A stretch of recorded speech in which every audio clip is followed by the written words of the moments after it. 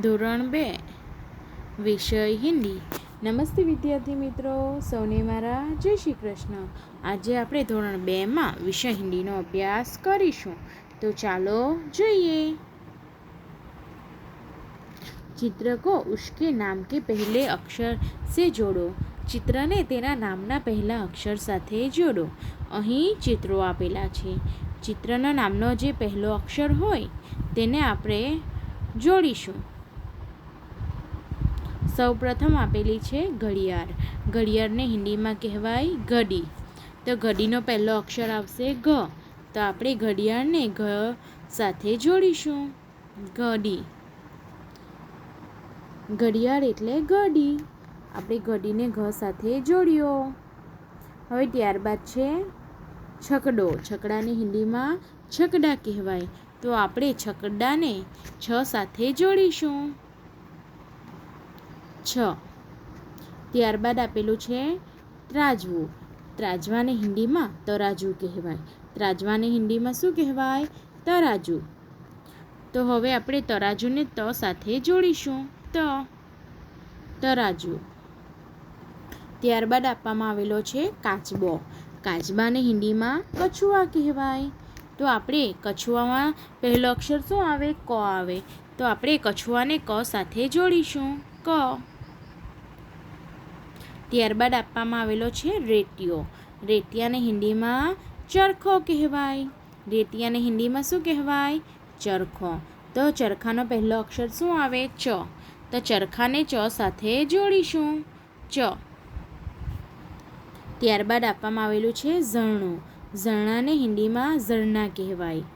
ઝરણાને હિન્દીમાં શું કહેવાય? ઝરણા. તો પહેલો અક્ષર આવશે ઝ. તો ઝરણાને ઝ સાથે જોડીશું. ઝ. ત્યારબાદ આપવામાં આવેલી છે જલેબી. જલેબીને હિન્દીમાં જલેબી જ કહેવાય. તો જલેબીમાં પહેલો અક્ષર આવે છે જ. તો જલેબીને આપણે જ સાથે જોડીશું. જ. ત્યારબાદ આપવામાં આવેલું છે કુંડું. કુંડુને હિન્દીમાં ગમલા કહેવાય. તો ગમલાનો પહેલો અક્ષર આવે છે ગ. તો ગમલાને ગ સાથે જોડીશું. ત્યારબાદ આપવામાં આવેલો છે પલંગ. પલંગને હિન્દીમાં શું કહેવાય? ખટિયા. તો આપણે એમાં પહેલો અક્ષર કયો આવે? ખ. તો એને શાના સાથે જોડીશું? ખ સાથે. ખટિયા. ત્યારબાદ આપેલી છે ઘોડાગાડી. ઘોડાગાડીને હિન્દીમાં ટમટમ કહેવાય. તો આપણે ટમટમને શાની સાથે જોડીશું? ત સાથે. ટમટમમાં પહેલો અક્ષર કયો આવે? ટ. તો આપણે ટમટમને ટ સાથે જોડીએ. આમ ઘડીને ઘ સાથે, છકડાને છ સાથે, તળાજુને ત સાથે, કછવાને ક સાથે, ચરખાને ચ સાથે, ઝરણાને ઝ સાથે, જલેબીને જ સાથે, ગમલાને ગ સાથે, ખટિયાને ખ સાથે અને ટમટમને ટ સાથે જોડ્યા. આમ ચિત્રને તેના નામના પહેલા અક્ષર સાથે જોડ્યા. चित्र देखो, उसके नीचे लिखे हुए शब्द पढ़ो और उनमें छूटे हुए अक्षर लिखो. ચિત્ર જુઓ, તેની નીચે લખેલા શબ્દ વાંચો અને તેમાં બાકી રહેલા અક્ષર લખો. અહીં ચિત્ર આપેલા છે અને ચિત્રના નામ આપેલા છે. ત્યારબાદ નીચે જે ખાલી જગ્યા આપેલી છે એમાં જે અક્ષર બાકી હોય તે આપણે લખીશું. પહેલું ચિત્ર છે ઘોડાનું. ઘોડાને હિન્દીમાં ઘોડો કહેવાય. ઘોડા. હવે નીચે કયો અક્ષર બાકી છે? ગ બાકી છે. કયો બાકી છે? ગ. તો શબ્દ બનશે ઘોડા. ઘોડા.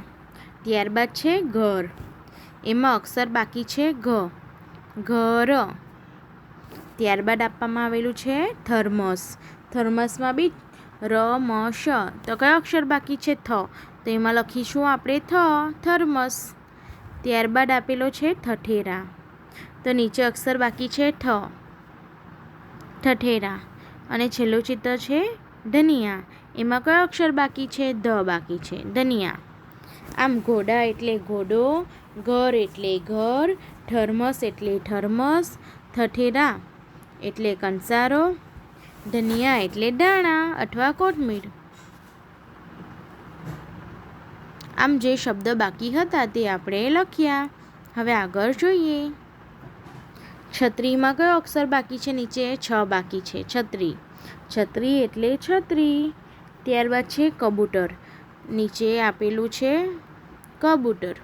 તેમાં કયો અક્ષર બાકી છે? ક બાકી છે. કબૂતર. ત્યારબાદ છે જગ આપેલું છે. કયો અક્ષર બાકી છે? જ. જગ.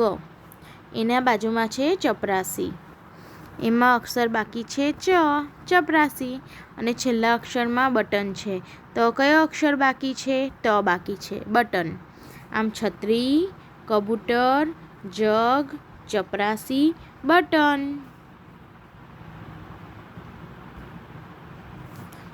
હવે આપેલું છે ચિત્ર કલશનું. તો નીચે અક્ષર બાકી છે ક. કલશ. ત્યારબાદ છે ગણપતિ. કયો અક્ષર બાકી છે? ગ. ગણપતિ. ત્યારબાદ છે ઝરોખા. કયો અક્ષર બાકી છે? ઝ. ઝરોખા. એની બાજુમાં છે ખલ. તો કયો અક્ષર બાકી છે? ખ. ખલ. ત્યારબાદ છે ખરગોશ. તો કયો અક્ષર બાકી છે? ખ. આમ કલશ, ગણપતિ, ઝરોખા, ખલ અને ખરગોશ માં જે અક્ષર બાકી હતા તે આપણે લખ્યા.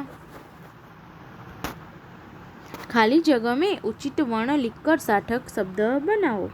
ખાલી જગ્યામાં યોગ્ય અક્ષર લખીને સાર્થક શબ્દ બનાવો. અહીં ખોટા અક્ષર આપેલા છે. એમાં જે અક્ષર બાકી હોય તે લખવાનો છે અને અક્ષર લખીને યોગ્ય શબ્દ બનાવીશું. બ ખાલી જગ્યા રી. ક કે ફ. જવાબ આવશે ક. તો શબ્દ બનશે બકરી. બકરી. બકરી. ત્યારબાદ છે ભ ખાલી જગ્યા ત. ભગત કે ભજત. જવાબ આવશે ગ. બટક. શું બનશે? બટક. બટખ.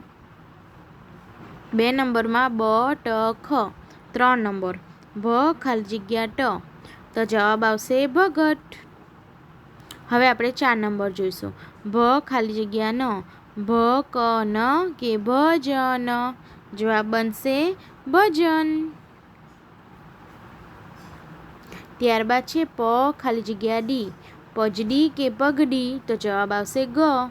પગડી. પગડી. ત્યારબાદ છે 6 નંબર ગ ખાલી જગ્યા ડન. ગનડન કે ગરડન. જવાબ આવશે ર. ગરડન. હવે નીચે ક ખાલી જગ્યા સ. કજલ કે કલશ. જવાબ આવશે કલશ. કલશ. 8 નંબર બ ખાલી જગ્યા ન. ટ કે ઠ. જવાબ આવશે ટ. બટન. બકરી, બટક, ભગત, ભજન, પગડી, ગરડન, કલશ, બટન. આમ તમારે પણ યોગ્ય અક્ષર લખીને સાર્થક શબ્દ બનાવવાનો રહેશે અને ત્યારબાદ આ શબ્દોનું વાંચન કરવાનું રહેશે. આભાર.